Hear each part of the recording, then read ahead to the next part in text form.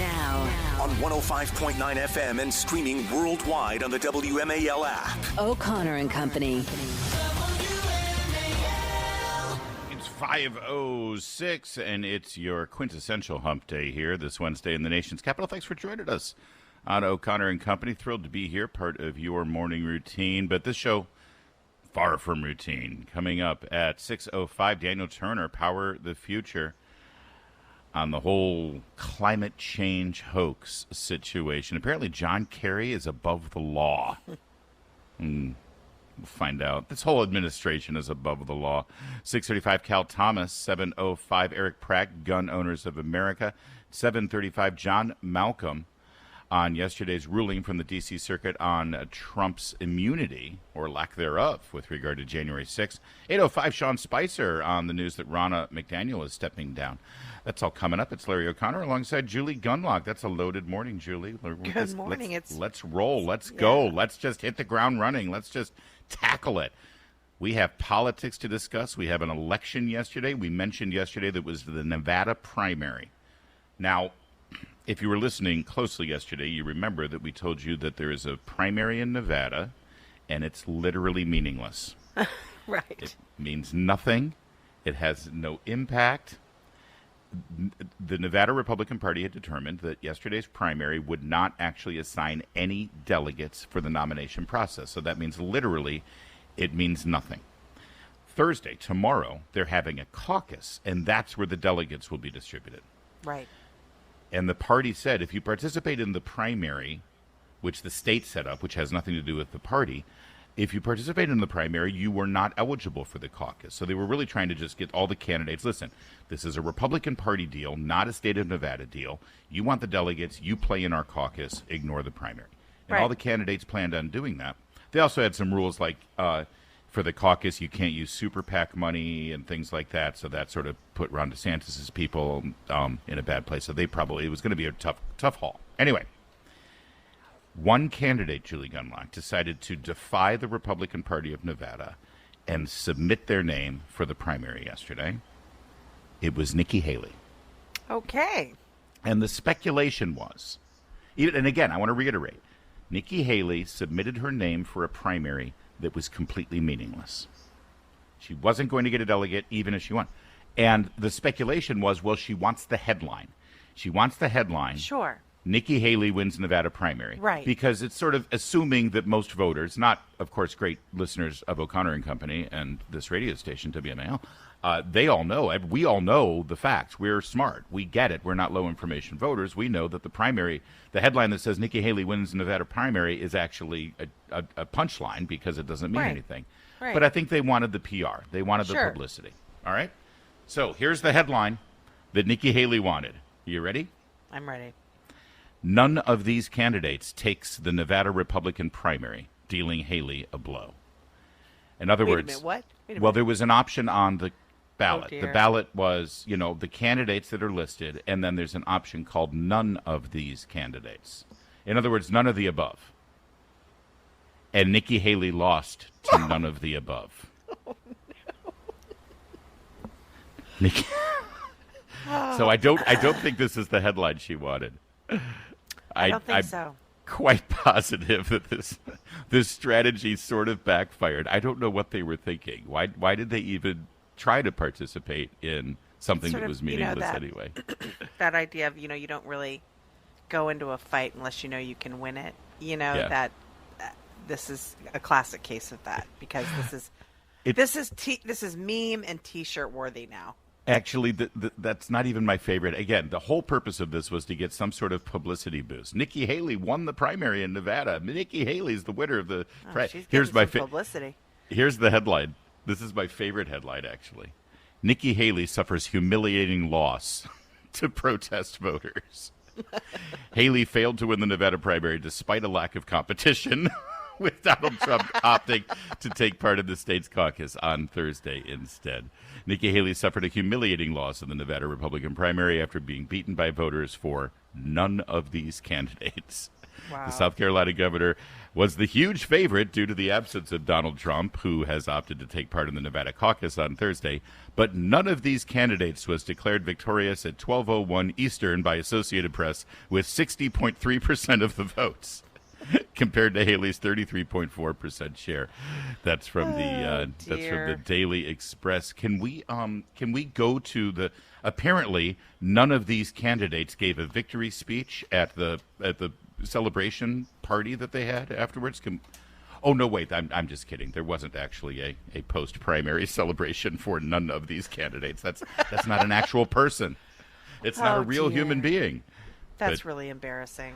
Here's the thing. I actually, in my heart, I like Nikki Haley. I've always liked Nikki Haley. I thought she was very good as governor. I also feel like she's very much a politician. She'll go where she needs to go and say what she needs to say to win. And then when she gets in office, I feel like she's not really necessarily, she may say that she's really on top of certain issues right now, especially those that she's already contradicted herself on. But if she were to win, I don't know if I would trust her in office to follow through with her promises. Because she feels like that kind of candidate that we've seen in the past, right? Yeah, and I think, we're so past the sort of years of the establishment of Romney, of the Young Turks, and all this, right. These establishment who test every single phrase, before they say it. It's all. What's the word? Focus group tested. Everything comes out of a focus group. Yes, and we're just past that now, and she, I think, to a lot of people, strikes them as a return to that, and it makes people. Uncomfortable. And again, I'm a Republican. I don't like to spend my time making fun of other Republicans. Well, no, that's not true. I make fun of anybody who's worthy of making fun of. But I can confirm that. Most of the time, I throughout this process, I've tried to give her the benefit of the doubt and call balls and strikes on the primaries. But then she does something like this. Well, why create this situation? Yeah, that is so right. Every time she says, I wear high heels because, and if you need, she does this sort of and she persisted stuff, I know women run the world and women are the future. I can't stand that. As the mother of 3 boys, I can't stand. I couldn't stand it before I had boys. Yeah, and it's just cringy. and again, someone tested it and they're like, oh, persuadable women love that kind of talk. So, we talked about how Ron DeSantis was ruined by the Washington PR or the consultancy groups. And giving advice and all the that. Consulterati, if you will. And I feel sometimes that she is too. Although sometimes I think she does talk in that way when she's natural. So I feel like she has a phrase of the day kind of calendar. And But to make the very deliberate strategy decision to participate in a primary that no one else is participating in, obviously not to get delegates since none were being awarded, and then to have to lose to none of these candidates. By the way, Donald Trump does not miss a beat. He went to Truth Social and he posted, "A bad night for Nikki Haley." Losing by almost 30 points in Nevada to none of these candidates. Watch, she'll soon claim victory. So there you go. So that's your election result from last night's hotly contested Nevada primary.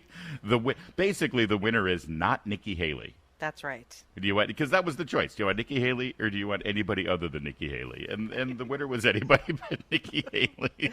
None of the above. None of the above. Yeah. I just wonder, if you're a professional political strategist and you're working for the Haley campaign, what are you doing today? What's the drinking. message of the day? You're drinking. You're already drinking. It's 5:50. Tomorrow's the Nevada caucus. Tomorrow is the Virgin Island caucus. And we'll let you know what happens at that one. But we will have delegates distributed tomorrow in Nevada and the Virgin Islands. It's 5:15. WMAL traffic and weather every 10 minutes. First on the 5s, here is Jamie Whitten in the Hadid Carpet Cleaning Traffic Center. All right, pretty quiet here in the traffic center. 95 Virginia. Love to see this trip coming out of Stafford and through to the Beltway without any reported problems. Not much of any volume either, so we're pretty much up to speed. Same story with 66 out of Haymarket, Centerville, and up through to the Beltway, even inside the Beltway. Beltway, Maryland, and Virginia running well. Baltimore, Washington Parkway, and George Washington Parkway also looking good. Now from GarageDoorRepair.com, the WMAL Stormwatch 7 forecast. You know, someday I want to go to Haymarket just to buy some hay. Doesn't everybody want to be able to go to Haven't you done that already? I have not. I've been to Haymarket, but I've never bought hay. And I'm planning on doing that. Good morning, Haymarket. Wednesday, today, it's going to be sunny with a high near 49 degrees. Tonight, mostly clear, overnight low 31. Tomorrow, temperatures really creeping up. Sunny with a high of 54. And then Friday, we're looking at topping out at 62. Planning on cloudy skies Friday, but now it looks like it's going to be mostly sunny with a high of 62. Friday in February, mostly sunny, high of 62. I feel like a lot of people are going to come down with the cold. I'm feeling, I sense a 3-day weekend in your forecast. Right now, it's 30 degrees in the nation's capital at 516. WMAL. Making sense of the news. Live. From the Home Paramount Pest Control Studios. Home Paramount, the leader in pest control since 1939. For all your glass, mirror, and shower door needs, visit DullasGlass.com. Dullas Glass. Love your glass. WMAL. More than just politics. Because laughter is the best medicine. Download the WMAL app to stream us for free. It's been a tough 3 months for Ronna Romney McDaniel, the chairwoman of the Republican National Committee. You'll remember that she ran inexplicably for a record 4th term as the chairwoman. No one has ever been the chair of the Republican National Committee this long for this many terms. She was challenged. Harmeet Dillon gave her a real run for her money, but she had the votes lined up.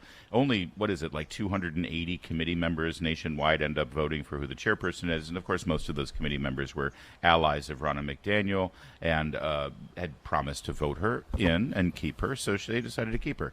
Then November came, and the Virginia elections, as good as they were on a local level for many candidates, especially in Loudoun County, where we finally flipped the school board, we got rid of the Commonwealth's attorney, Buddha Biberai. There were some real successes in November, but it wasn't the success that many wanted in terms of flipping the House and Senate down in Richmond.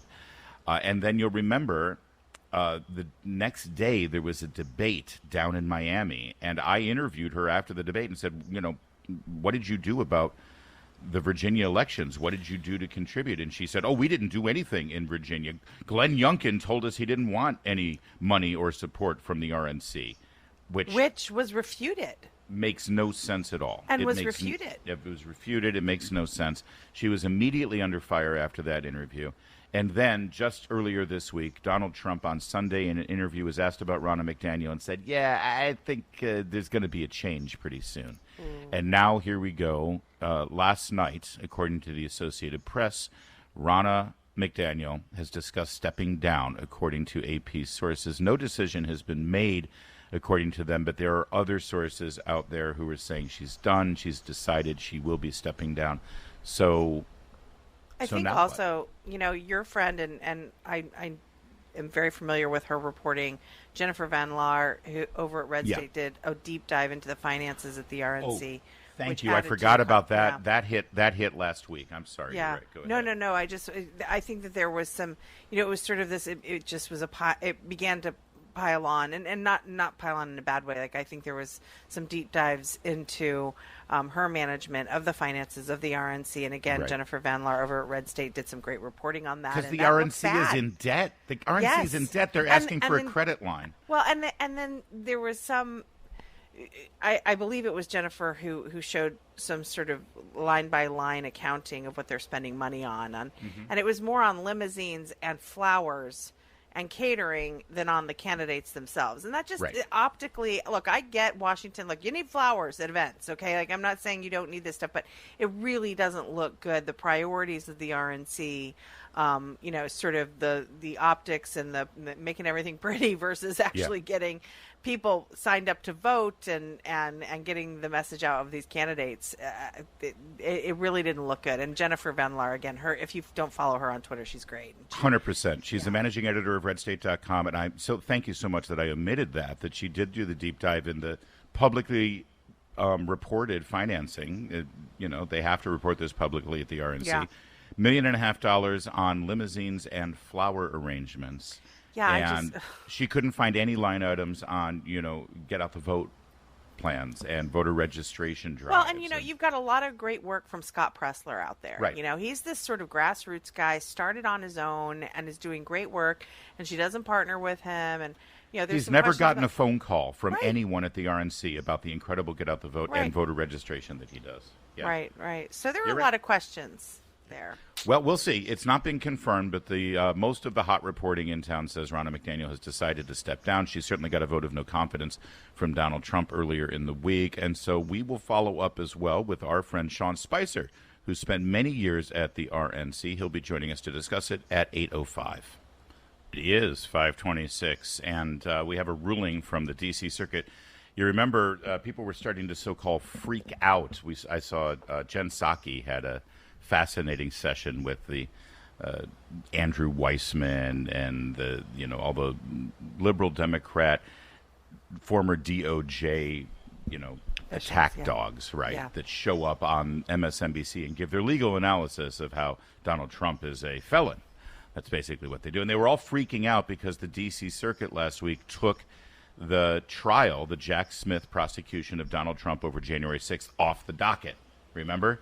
And so the schedule is clear. It doesn't show up. It doesn't look like the trial's going to happen because the D.C. Court of Appeals had not yet come down with a ruling on Donald Trump as to whether he has immunity or not.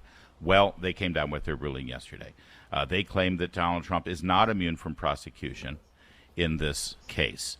Now, again, he will appeal this to the Supreme Court. Sure. Byron York points out, by the way, that usually a defendant has up to 90 days to file an appeal with the Supreme Court.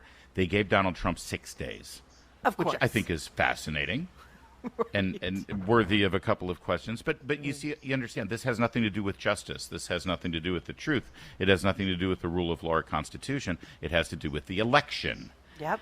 That's right. And if the whole point is we need to get this done before the election because, we have to hurt Donald Trump politically, then, obviously the timeline is very important.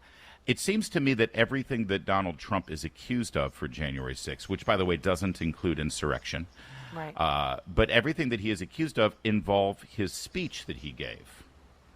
As the President of the United States, he gave a speech. And they're claiming that speech inspired people to do what they did on January 6th. Wow. Now, you may agree with that or not, but ultimately, isn't that kind of protected activity for a president of the United States to deliver a speech? Yeah, and if you look at that speech, I don't understand how you could possibly conclude that. I mean, there's one thing to look at the speech and, he said all this crazy stuff, but he has immunity and you can't punish him for this. But then there's also, let's break down his speech. Right. And when he says, let's go to the Capitol, he said peacefully. Of course. Peacefully. He made that very clear. So, again, I think there's two parts to this. This will go to the Supreme Court, and we'll see what they have to say. But the fact that they're trying to expedite this for the election also is incredibly telling, because here's the thing. Especially I watch liberal analysis of this, so you don't have to. And, it's like, this is a no-brainer. It's a slam dunk. Of course he's an insurrectionist. Really? Then why wasn't he charged with insurrection? Right? And, listen, the American people need to know before the election if they're voting for a felon. Well, I got to tell you something. You've got Joe Biden, you've got Kamala Harris, you've got every Democrat elected official, you've got Liz Cheney, Adam Kinzinger, you've got the January 6th committee hearings, you've got every single cable and broadcast news, you've got every newspaper saying that he's a felon. And the American people right now rate him 5 points ahead of Joe Biden. So, I mean, you're doing your best to tell the American people. Maybe they just don't believe you. It's 5:30. WMAL-FM, Woodbridge, Washington, a Cumulus media station. Making sense of the news. News Talk 105.9. News. Now. On 105.9 FM and streaming worldwide on the WMAL app. O'Connor and Company. 5:36 on O'Connor and Company. Thanks for tuning in here this Wednesday morning. Coming up at 6:05, Daniel Turner, Power of the Future. At 6:35, Cal Thomas. At 7:05, Eric Pratt of Gun Owners of America. 7:35, John Malcolm, Heritage Foundation. And then at 8:05, Sean Spicer Get more details on the shakeup over at the RNC with Sean Spicer. I'm Larry O'Connor, alongside Julie Gunlock. Good morning, Julie. Good morning. Good morning. Good morning to you. Good morning. All right. So it looks like the border bill, as we mentioned yesterday, the border bill is dead, or it certainly looks like it's dead. And, of course, the headlines are all blaming Republicans now. Joe Biden yesterday blamed Republicans. And Donald Trump. Not just they're not even saying, that Republicans and Trump are responsible for killing the deal. No, he says the Republicans and Donald Trump are responsible for chaos at the border. Oh, yeah. Mm-hmm. You think there's chaos at the border? It's all Donald Trump's fault. It's absolutely beyond ludicrous. And, of course, they're lying with complete and total immunity. The press doesn't call them on it in any way whatsoever. Right.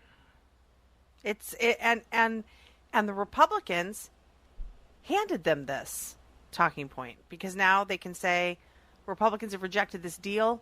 Biden was reasonable. He negotiated this deal with Republicans, and then the MAGA Republicans wouldn't let. They handed the Democrats this. The only reasonable conclusion to take away from this entire process is don't negotiate with Democrats. Right. Don't negotiate with Joe Biden, because this is what will happen. Either you give us everything that we want, or we will now blame the problem on you. They have spent 3 years claiming there is no crisis on the border. Right.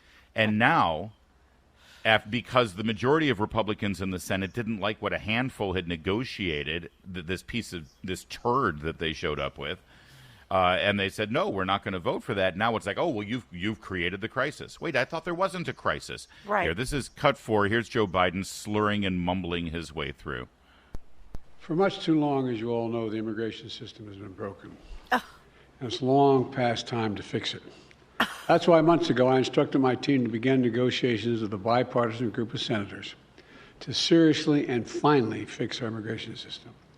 For months now, that's what they've done. Working round the clock through the holidays, over the weekends. It's been an extraordinary effort by Senators Langford, Murphy, and Sinema. The result of all this hard work is a bipartisan agreement that represents the most fair, humane reforms in our immigration system in a long time, and the toughest set of reforms to secure the border ever.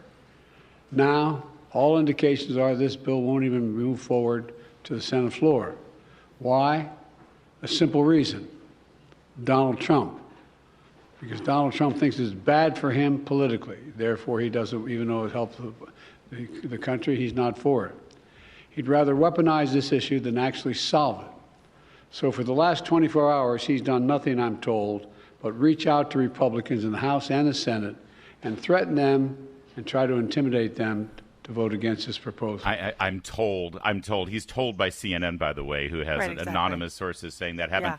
But even if Donald Trump did pick up the phone and say, you're not going to vote for this pile of trash, are you? That would actually be a responsible thing. What you just heard is Joe Biden weaponizing this issue by accusing Donald Trump and Republicans of weaponizing the issue. But what you just heard was literally weaponizing the issue. Well, look, in Biden's defense, he still thinks Francois Mitterrand is the president of France, a man who died in 1996. So, Biden might think Trump's still president. He might think this is a campaign, that he's still campaigning to be president. So, yeah. Senator J.D. Vance was beside himself at the podium yesterday. Legalize 12 million illegal aliens. Every single Republican, I hope, would vote against it. But we're not committing ourselves to voting for this thing just because we entered the negotiation. Yeah. And the idea that we are, and you hear this from some of our leadership, and hopefully you know what? I just realized I can't play for you what J.D. Vance fully said, because he was leading up to the fact that the idea that we committed to supporting whatever came out of this negotiation is pure, unadulterated. Well, it's a word we can't say here on the air. Right. But he's right. It is bullpucky is what it is. The idea bullpucky. The idea that which is what Biden was sort of saying. Well, look, there's been so much hard work. Well, that doesn't matter. If it's a bad bill, you don't vote for it. I don't care that they spent their weekends working on it. Yep. It's a bad bill, and it's bad for America and the American people. You really want to hear something rich? After going through 3 years of Joe Biden being the most vindictive, petty, despicable, mean-spirited, divisive president. Listen to cut 9 here, because Joe Biden, now because he wants your vote in 2024, it's good old unifying Scranton Joe again. Listen to this. Folks, we've got to move past this toxic politics. It's time to stop playing games with the world waiting and watching. And by the way, the world is waiting. The world is watching. They are waiting and watching what we're going to do. We can't continue to let petty partisan politics get in the way of our responsibility. I loathe this man more than I can ever know. say. And I have, again, I say it over and over again, ever since Robert Bork, ever since Clarence Thomas. This man invented mean-spirited, petty partisan politics in this town. He's a horrible man. And how dare you? Yeah, the world is watching. The world is watching to see if he can make it through a sentence. Yeah, exactly. He really is despicable. Well, listen, if every time, well, gosh, why are Republicans voting for Donald Trump? Why? Well, this is why. Because we need somebody who can say, we had Mitch McConnell, we had Mitt Romney going up there, saying, I just don't think that it's right that they're trying their hardest to give us a bipartisan bill, and I don't quite understand. This is why. When we are treated like this by the opposition party, we need someone like Donald Trump who will go back and push just as hard back in their face the way they treat us. Yes. And that's why people are supporting him. They know he will do that. It's 5:43. Making sense of your world. Appreciate what you do. News Talk 105.9 WMAL. I completely agree with what you're saying. Making sense. Well, we have more bad news coming out of the Capitol. Alejandro Mayorkas, the Secretary of Homeland Security, dodged an impeachment vote on the floor of the House yesterday. The effort to impeach Alejandro Mayorkas went down 214 to 216, only 214 Republicans. That means 3 Republicans actually voted against it. All 3 of them, I believe, voted against it on principle, the principle of not wanting to use the impeachment process for anything other than something. I honestly, I'm trying my best to give them some benefit of the doubt. One of them in particular, Tom McClintock, I know is a strict constitutionalist. He thinks that these things should be only used in drastic circumstances. That's what I was about to say, and then I stopped myself because it's a pretty drastic circumstance what's going on. But I'm guessing that, because Congressman McClintock, I'm guessing, is saying, listen, the problem here is the policy. He's carrying out exactly what Joe Biden wants done on the border, and so that's not the kind of thing that you impeach somebody over because you disagree with the policy. I disagree, of course, but that's what happened, and that's where it is. I wish I had better news for you. You're being very generous in saying they voted. I don't think Ken Buck voted on principle. I think Ken Buck is just an insane never Trumper and sees this as benefiting Trump. And so that might be true of McClintock. It might even be true of Mike Gallagher, but I do not think it's true of Colorado Representative Ken Buck. So it's too bad. That we'll see this because this will be viewed as empowering to the Biden administration. Now they'll say, okay, we're just going to keep going on as we've gone on because there's no cost. No one is punished for opening our borders and creating this situation that we see on the southern border. It's too bad. George Santos, who, as you know, well, at least he's gone. Well, yeah, exactly. They had to throw out George Santos. He had to be removed from Congress. Anything that George Santos may have done is nothing compared to the damage Alejandro Mayorkas has done to this country. Not that I'm a huge George Santos fan, but he does amuse me. And he immediately posted a social media video about this. Let's take a listen. Hey, America, George Santos here.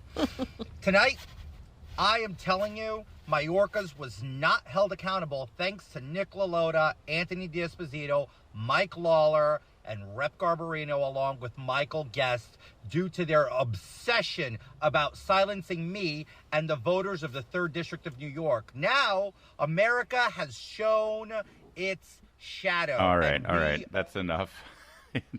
He's blaming the Republicans from the state of New York because they didn't stand up and defend him. But, of course, all of those congressmen voted to impeach Mayorkas, so I don't know why it's their fault. I don't know. This is just, it's silly season right now, Julie, and it's frustrating because people are dying. People are dying. There's a horrendous invasion of our country. There's a standoff between this feckless, deceitful, mean-spirited president and the governor of Texas over it. Alejandro Mayorkas won't be held accountable on that. George Santos is right. And it's because of stupid political games. That's and right. The American people are done. I'm done. Yeah. I'm done with what you see down at the border. You see children that are being used as sex slaves and drug traffickers.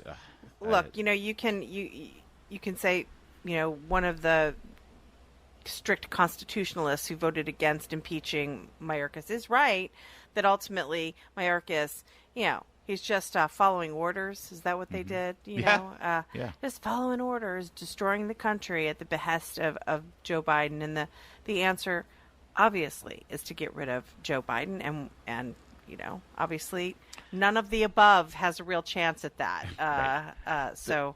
The problem is with Tom McClintock and with other, again, you're right, Buck is just adamantly against anything the conservative Republicans in the House want to do. And I'm sympathetic to the idea. It's like we can't get into this game where every single time there's a president of the other party, we're impeaching people and things. But what's the point of having a Congress? What's the point of having a Constitution? Who did that? They impeached Trump for a phone call. I mean, I know we agree on this, but I get that. But take that out for a second. Isolate just the specifics to Alejandro Mayorkas. Right. He was under oath, swore under oath to your faces that the border was secure. And just yesterday, the president was screaming about how the border is not secure. Right. He lied to you under oath.